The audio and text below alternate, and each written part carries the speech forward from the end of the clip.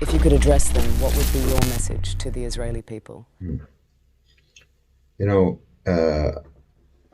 in the Muslim and the Arab world, we sort of have been taking it as a truism, for years, that the United States basically serves Israel, that America is controlled by Zionists, and that the U.S. government will do anything, no matter how much it costs, to save and protect Israel. I think there's a lot of Israelis who probably think that way too. But an objective, rational assessment of the situation would paint a very different picture.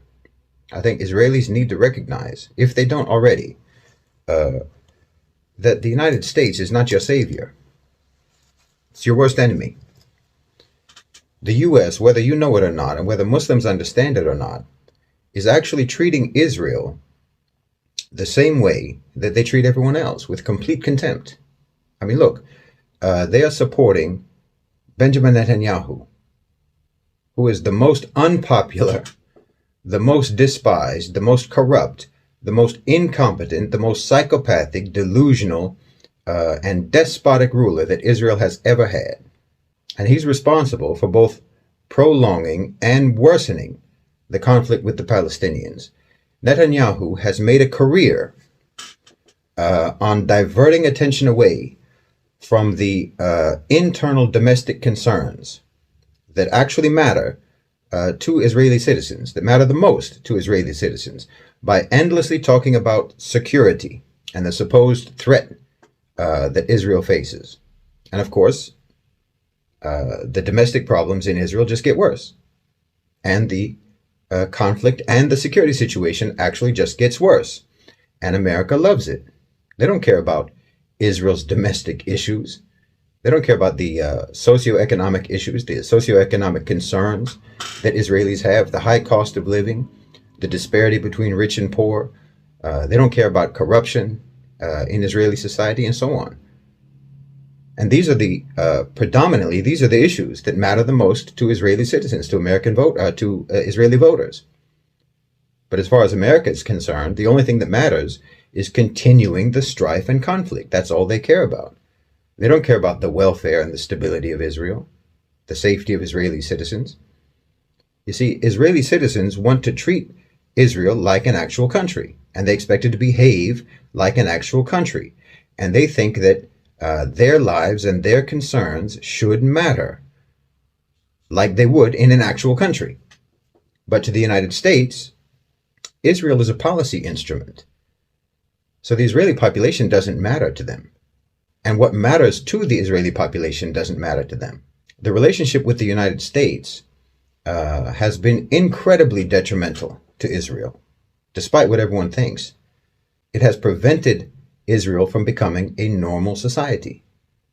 Now, part of that is driven by diaspora Jews in the U.S., who, like most diaspora communities, are generally far more radical and ideological than their people back home.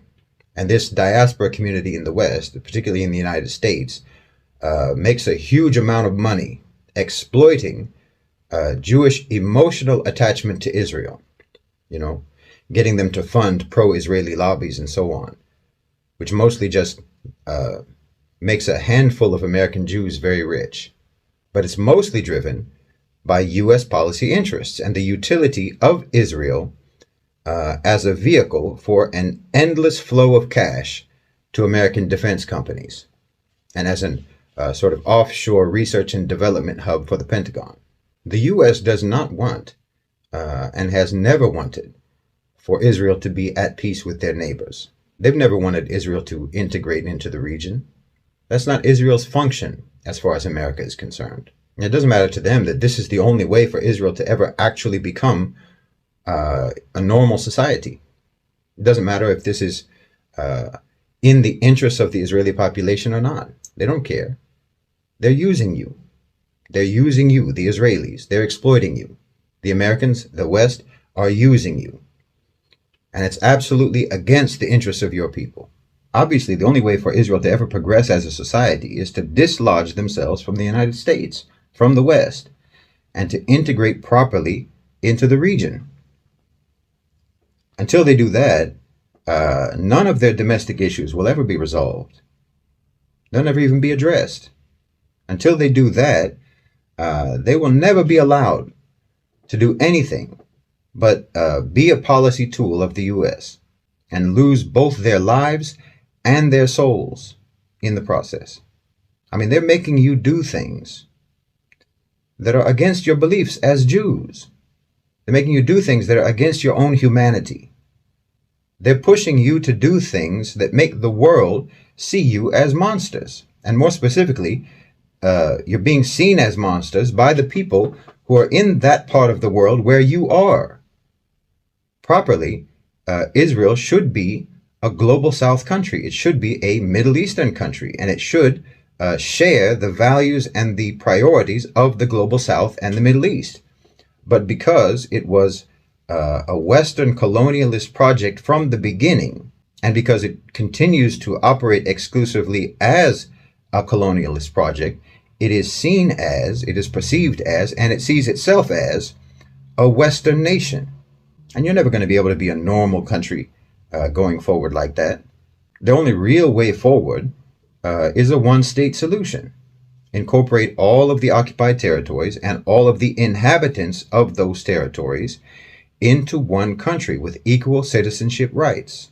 Yes, that will mean that Israel will have a Palestinian majority and it will no longer be a so-called Jewish state, but it can become a normal, healthy society. I mean, if Zionism means upholding the right of Jews to live in Palestine, well, no one ever said they didn't have that right. No one ever had a problem with that, certainly not the Muslims. But if Zionism means ethnic Jewish supremacy, well, I mean, what civilized person would endorse something like that in the 21st century? There were always Jews in Palestine during the Muslim Empire. And there were Jews in Palestine when the Zionists came, and the Zionists fought against them. But if you want your country to ever be normal, then you're going to have to go back in history and learn from the history of those Palestinian Jews who knew how to get along with their neighbors and who lived peacefully with the Arabs, who lived peacefully with the Palestinians. The Jews who rightly saw the Zionists as colonizers and as people who disrupted their society, because those same Zionists and that same ideology is disrupting your society today. The Israelis can't possibly like being the way their country is now. There's no way they like that. They're human beings. They hate Netanyahu, and most of them blame the government for what's going on right now, and rightly so. But look how opposed that is to the American narrative. You know, look at how at odds the American narrative is from the way Israelis themselves feel, the Western narrative. You need to stop letting America talk for you. They're destroying you. The perspective of the average Israeli is diametrically the opposite of what the Americans are saying. I mean, look at those kids at the rave when the Hamas attack happened. And remember that military service is compulsory in Israel. So that means that all of those kids at that rave were IDF soldiers at one point. And all those kids have military training, but those aren't soldiers. I mean, even the active soldiers of the IDF aren't soldiers. The IDF of 2023 is not the IDF of 1956 or 1967 or even of the 1980s. These people don't want to be warriors. They just want to live their lives. But America won't let them. I mean, look at the Israelis on TikTok or Instagram. What do you think they would rather be doing with their lives? Do you think they have it in them to, that they're so committed to Zionism that they want to dedicate their lives to harsh, stoic drills and training all day, self-sacrifice, discipline, and so on, in order to make Israel a warrior nation? Well, they'd rather be in Dubai. You know it and I know it. If they had a choice between the path that Netanyahu and the United States wants for them, which is the path of endless strife and conflict and bloodshed, if they had a choice between that or following the path of a one-state solution that would flood that country with Gulf investment, Gulf money, and would allow them to just basically lay on the beach all day smoking hashish, what do you think they would prefer? No, Israel has to detach itself from the U.S. They need to start looking to the BRICS nations for diplomatic resolutions and solve these problems together with the global South. And they need to send this message to the diaspora and try to de-radicalize those people and stop the influx of crazy settler extremists to their country. That's a destabilizing force in your society. I mean, just like always, the Muslims, the Arabs, are giving Jews a way out of Western exploitation and violence, because that's all the West is doing. If you think about it, if you think it through, you can't possibly be foolish enough not to see that. I mean, we've always heard about how smart Jewish people are. So surely you can see that the West is just throwing you into violence and suffering and chaos. They're just using you. But the Arabs, the Muslims, genuinely want peace and stability, but with justice and fairness. You believe in justice and fairness, don't you? You want peace and stability, don't you? Well, the only way that's ever going to be brought about is when you disentangle yourselves from the United States, honestly. I think you should enact a law in Israel, in fact, against dual citizenship. Don't let anyone be a citizen of Israel while still holding a passport for another country. Then you can weed out, who's really invested in your society and who isn't. I think at least 20% of Israelis, last time I checked, I think around 20% of Israelis hold dual citizenship, and about half of those only live in Israel part-time. They're seasonal Zionists.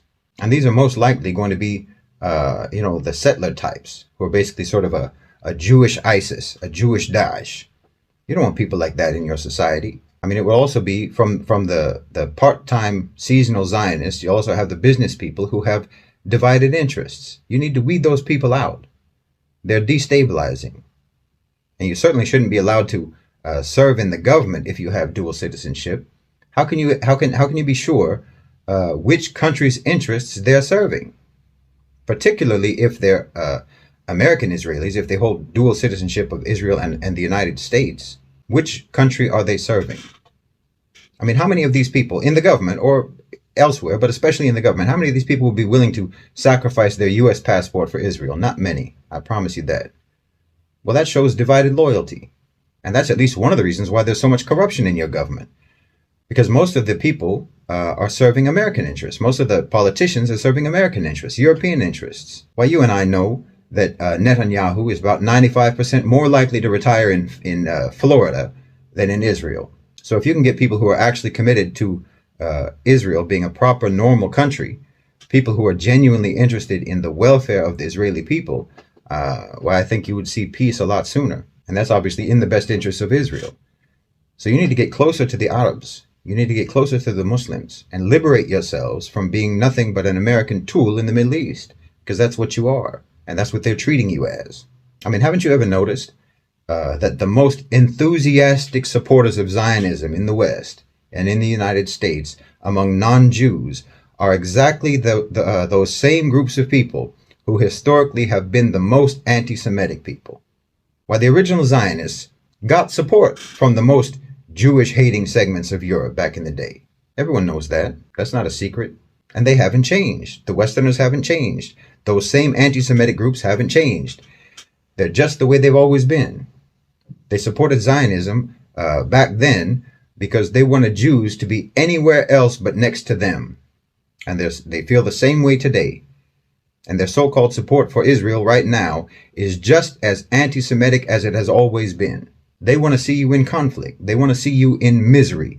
They want to see you in insecurity. And they want you to be dependent and subject. It's nothing but hate. But you fooled yourselves into thinking it's love. You fooled yourselves into thinking it's friendship when they're your worst enemy. They're the same people who persecuted you for centuries, and they're persecuting you right now, just doing it more cleverly. And the same people who were historically the most welcoming to you and the most kind to you are the same people that they want you to be at war with. I'm telling you, you're getting played. You should be smarter than that. They don't want good for you. They never did. I mean, what good have you gotten, actually? Hundreds of thousands of your sons and daughters right now have been called up to go to the slaughter by America and their sponsored agents in your government. Hundreds of billions of dollars have been spent, only to make you more insecure and line the pockets of your corrupt politicians, while average Israelis are struggling with the cost of living, and no one cares. Your politicians don't care, and who they work for doesn't care, which is the United States. They hate you, and they hate us. You and I both know it. We should more or less be on the same side, but they keep making you do things that make it impossible for us to side with you, and that's the whole trick, and you keep falling for it. We don't have a problem with Jews. We never did. Muslims don't have a problem with Jews, and history attests to that fact. But the people who do have a problem with Jews are the biggest backers of Zionism, and we do have a problem with Zionism. And you should too, because it's a plot that's against you and not for you. If you think about it, they're tricking you in every which way. The U.S. didn't defeat the Nazis and liberate the concentration camps. Russia did that. Some of the biggest backers of the Nazis were in America. And after the war, they brought over all the top Nazis in Operation Paperclip, and you know it. They brought them over after the war to help them in their science and engineering and development and so on. Everyone knows that. And right now, they're backing an army in Ukraine who literally fly the swastika, fighting against the country that ended the Holocaust. And you're supporting them. You see how confused you are? Don't you see how they've never changed? How the West has never changed? Don't you see how they want you to be against anyone who ever gave you refuge, anyone who was ever decent to you? And you still think this is support? You still think this is love? You think this is friendship? They're using you and they're ruining you because they never stopped being anti-Semitic. That's the truth. They never stopped being anti-Semitic. So my message to Israelis would be, stop being led by the nose by anti-Semites and actually make peace with the Semites, with the Arabs, with the Muslims, and get yourselves free once and for all from the United States, from Europe, and from Zionist anti-Semitic manipulation, because it's going to be the death of your country. It's going to be the death of your society. And like I said, it's going to be the death of your souls. Because in order for you to do what the United States wants you to do, you have to do things that are against your belief system. You have to do things that are against your morality. You have to do things that are against your own sense of humanity. And it's going to destroy your reputation. And it is destroying your reputation all across the world, and more importantly, across the global south, which is where the future is. So you need to stop being manipulated by the West. You need to stop being manipulated by the United States and stop being manipulated by the people who are taking money from the United States and lining their pockets with it. They're sacrificing your children, they're sacrificing your sons and daughters, they're sacrificing your quality of life, and they're sacrificing your future just to line their pockets. Everybody knows that Netanyahu is doing nothing now but trying to save his political career, no matter how many lives have to be lost, Palestinian lives or Israeli lives. He doesn't care, and neither does America.